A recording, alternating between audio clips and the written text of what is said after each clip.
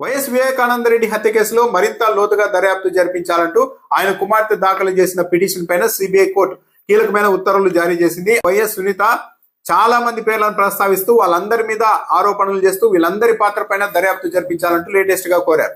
అయితే CBI court మాత్రం అందుకు అనుమతించలేదు.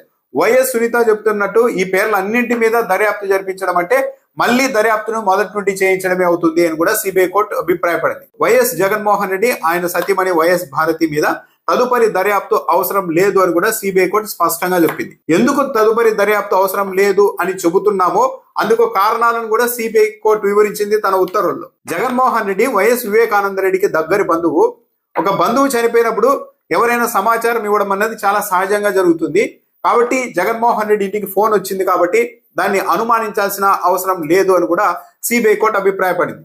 దాంతో పాటు ఈ ఫోన్ కాల్ డేటాకు సంబంధించిన వివరాలన్నింటినీ ఇప్పటికే సిబిఐ సేకరించింది అన్న విషయాన్ని కూడా సిబిఐ కోర్టు గుర్తు చేసింది. సిబిఐ కోర్టు ఇప్పటి వరకు సుదీర్ఘంగా చేసిన దర్యాప్తులో ఎక్కడా కూడా జగన్మోహన్ రెడ్డి సతీమణి వైఎస్ భారతి మీద అనుమానాన్ని కూడా వ్యక్తం చేయలేదు అన్న విషయాన్ని కూడా కోర్టు ప్రస్తావించింది. కాబట్టి ఈ నేపథ్యంలో వారి మీద దర్యాప్తు చేయించాల్సిన అవసరం లేదు అని అభిప్రాయపడింది.